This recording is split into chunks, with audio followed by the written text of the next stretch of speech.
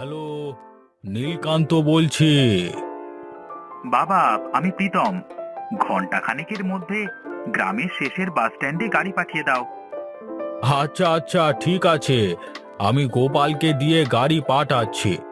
তো রাস্তায় কোনো সমস্যা হয়নি তো? ঠিকঠাক গাড়ি পেয়েছিস? হ্যাঁ বাবা, আমি গাড়ি পেয়েছি। রাস্তায় কোনো রকম কোনো সমস্যা হয়নি। আচ্ছা বাবা, আচ্ছা সাবধানে চলে আয়। এই হরি, এই কোথায় তুই? এদিকে আয়।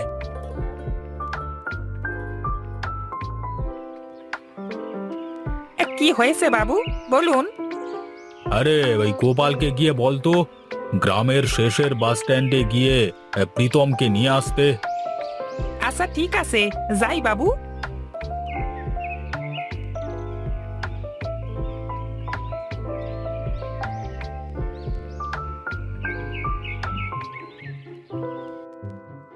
গোপাল ভাই, কি করছো গো? সাঁতার কাটছি হরি ভাই। সে কি কথা? তুমি তো গাড়িটিকে গোসল করাচ্ছো গো। তা দেখতেই যখন পাচ্ছ তখন জিজ্ঞাসা করবার কি আছে? হ্যাঁ, তোমার সাথে কথা বলে পারা যাবে না গো। যাও যাও, বাবু তোমাকে বাস স্ট্যান্ডে গিয়ে ছোট বাবুকে নিয়ে আসতে বলেছেন। আচ্ছা আচ্ছা, ঠিক আছে ঠিক আছে, যাচ্ছি আমি।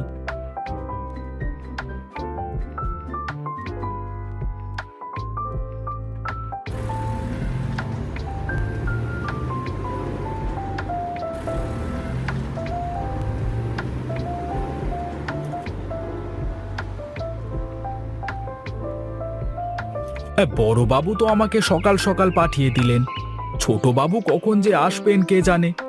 কি আর করব, দাঁড়িয়ে দাঁড়িয়ে অপেক্ষা করি।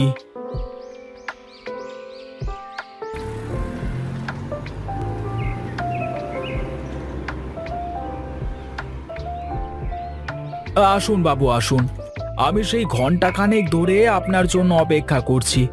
এত দেরি হলো কেন আপনার? সে কথা আর বলো না গোপাল কাকা, রাস্তায় এত জ্যাম, তাই দেরি হয়ে গেল। চলো চলো, বাড়িতে চলো, বাবা মা আবার আমার পথ চেয়ে বসে আছেন। হ্যাঁ হ্যাঁ, গাড়িতে উঠে বসুন ছোট বাবু।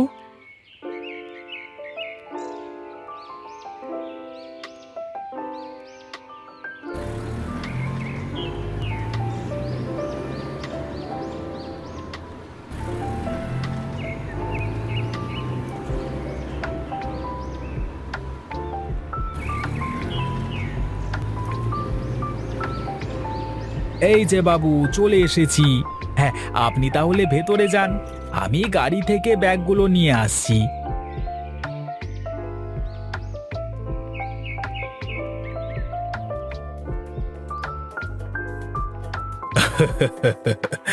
তাহলে বাবা প্রীতম, তুমি লেখাপড়া শেষ করে ভালো চাকরিও করছো, তা এখন আমাদের একটা বৌমা এনে দাও দেখি। না বাবা, আমি আর 1-2 বছর পরে বিয়ে করতে চাই। আরো তো একটা বছর পরে বিয়ে করলে আপনার নাতি নাতনির মুখ দেখবো কবে? কি যে বলো না মা, তোমাদের যা ভালো লাগে করো।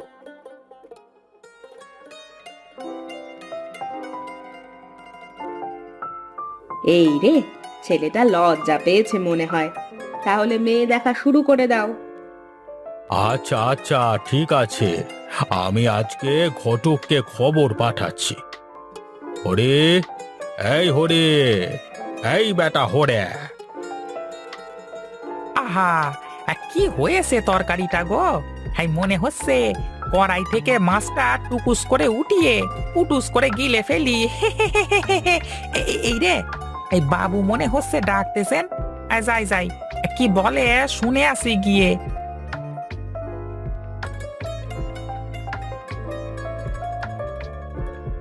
কি হয়েছে বাবু, ডাকছেন যে? হ্যাঁ, এই যে হরে, তা তুই যা তো, গোপালকে গিয়ে বল কানাই ঘটকের বাড়িতে গিয়ে ওকে নিয়ে আসতে। না বাবু, আমি তো কিছুতেই যেতে পারবো না। কেন যেতে পারবি না কেন? হ্যাঁ, বাবু, মালকিন বেঁচে থাকতে আপনি আর একটা বিয়ে করবেন, আমি থাকতে সেটা হতে দেব না। আহা, এই মহা মুশকিলে পড়লাম তো। এই বয়সে আমি কেন বিয়ে করতে যাব? তোর ছোট বাবুকে দিয়ে দেব। উফ, ওরে বাবা! এখন যা যা, তোকে যা বললাম তাই কর গিয়ে। উফ! হে, হো হো হো, বাবু, আমি তো মনে করেছিলাম আপনি বিয়ে করবেন। হে হে হে হে হে হে হে।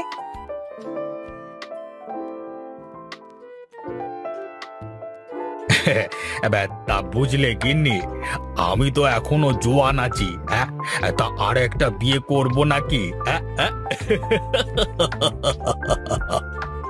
তোমার যা ভালো লাগে করো, বুড়ো বয়সে ভীমরতি, যত সব ভালো লাগে না।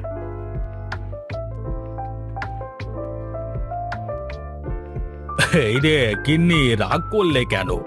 আমি তো মজা করছিলাম।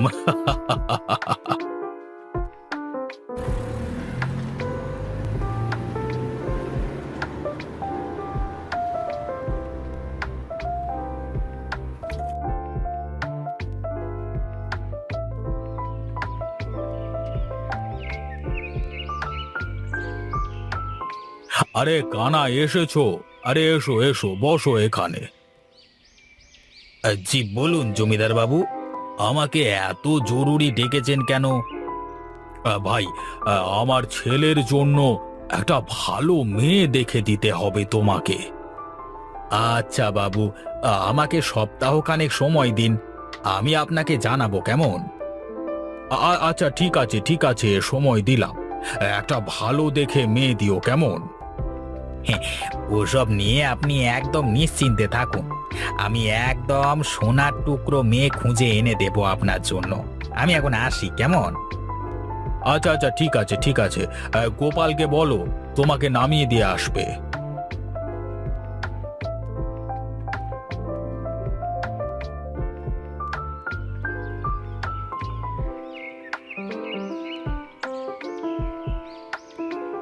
এই নে ওরে, এই মেয়েটাকে নিয়ে যা, আর তোকে যেমনটা বলেছি ঠিক তেমনটাই করবি, ঠিক আছে?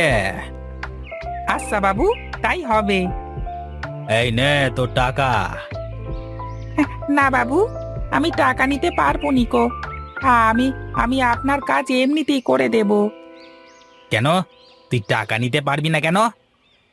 আমি টাকা নিতে পারবো না, তার কারণটা আপনি সময় মতো ঠিক জানতে পারবেন। আমি এখন চলি। হ্যাঁ, এই যে মেয়ে, তুমি ঘুমটা টেনে দাও, কেউ যেন তোমার মুখ দেখতে না পায়।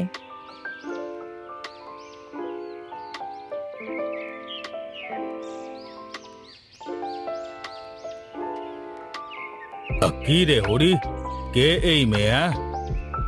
বাবু, ও আমার খালাতো বোন। ওর এই দুনিয়ায় আমি ছাড়া আর আপন বলতে কেউ নেই কো। ও বাড়ির সব কাজ পারে। হ্যাঁ, আপনি অনুমতি দিলে আজ থেকে ও সব কাজ করবে। বেশ বেশ, তা নিয়েই যখন এসেছিস তখন তোকে আর না করি কি করে? যা যা, ওকে তোর পাশের ঘরে থাকতে দে। বাবু, আপনার এই উপকার আমি কখনো ভুলবো না। আচ্ছা আচ্ছা, সেসব কথা বাদ দে, কিন্তু ও ঘোমটা দিয়ে আছে কেন? ও ও এমনিতেও কাউকে মুখ দেখায় না বাবু। আচ্ছা আচ্ছা ঠিক আছে ঠিক আছে, যা যা, ওকে নিয়ে যা, ঘরে দিয়ে আয়।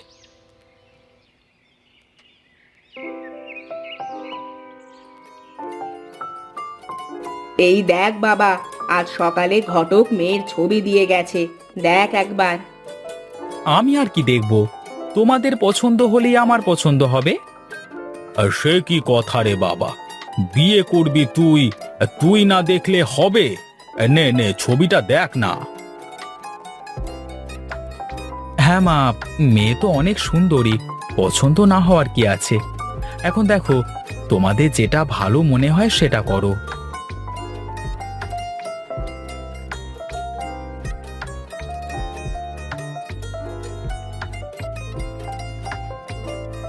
কি হয়েছে, কি কিছু বলবে তুমি? বলছি, আপনার সাথে আমার কিছু কথা আছে, আপনাকে সব বলছি। আমার সাথে কথা আছে মানে? কি ধরনের কথা? আরে তুমি তো ওই ছবির মেয়েটা। তুমি এখানে কি করছো? আপনাকে সব বলছি। বাবু, আপনি আপনার মেয়ের জন্য পাত্র দেখতে বলেছিলেন না? আমি আপনার মেয়ের জন্য একটা পাত্র দেখেছি। ও তাই বুঝি? তা কে সেই ছেলে? হ্যাঁ, ওই জীবননগর গ্রামের এই মোড়লের একমাত্র ছেলে প্রীতম। সে শহরে বড় চাকরি করে। বাবা, বিলেত থেকে লেখাপড়া করে এসেছে।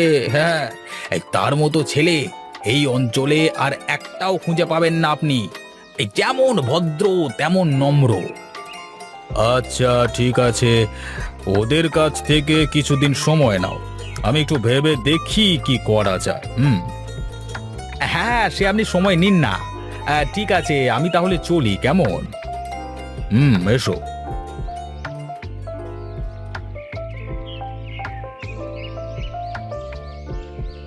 কে এসেছিল বাবা? ওই ঘটক এসেছিল তোর বিয়ের কথা বলতে। জীবননগর গ্রামের এই মোড়লের একমাত্র ছেলে ওই প্রীতমের সাথে তোর বিয়ের সম্বন্ধ নিয়ে এসেছিল আর কি। কি করব মা, তুই বল দেখি। তুই তো বড় হয়েছিস, বিয়ে তো কি করতে হবে, তাই না? বাবা, বিয়ে মানে কিন্তু একটা মানুষের কাছে যাওয়া নয়, একটা পরিবারের কাছে যাওয়া। তাই আমি বিয়ের আগে যে পরিবারের কাছে যাব সেই পরিবার সম্পর্কে ভালোভাবে জানতে চাই। না রে না, ওরা অনেক ভালো জানিস, সবার মুখে ওদের সুনাম শুনেছি। সবার মুখে না, আমি নিজে ওদের যাচাই করে দেখতে চাই। কিন্তু কি করে করবি বলতো এসব? আমি কাজের মেয়ে সেজে ওই বাড়িতে ঢুকে সব খোঁজ খবর নেব। এসব কি বলছিস? কাজের মেয়ে? তুই আমার মেয়ে হয়ে ওই বাড়িতে কাজের মেয়ের কাজ করবি? হ্যাট! কেন বাবা, বিয়ের পরে আমাকে গিয়ে তো ও বাড়িতে কাজই করতে হবে। কিন্তু মা। কোনো কিন্তু নয় বাবা, যদি বিয়ে করতেই হয় তাহলে আমি এভাবেই করব। আচ্ছা বেশ বেশ, আমি তাহলে তোকে ওই বাড়িতে পাঠানোর ব্যবস্থা করছি। তুই অপেক্ষা কর, তারা। আমি সব বুঝতে পেরেছি, কিন্তু তুমি এসব আমাকে না জানালেও পারতে। না, তাহলে সারা জীবন আমি নিজের কাছে অপরাধী হয়ে থাকতাম। আচ্ছা, সেসব কথা বাদ দাও। আমার পরিবার কেমন লেগেছে তাই বলো। হ্যাঁ, আপনাদের সবাইকেই আমার অনেক ভালো লেগেছে। আমারও তোমাকে অনেক ভালো লেগেছে। তাহলে তাহলে আর কি, চলো বিয়েটা করেই ফেলি।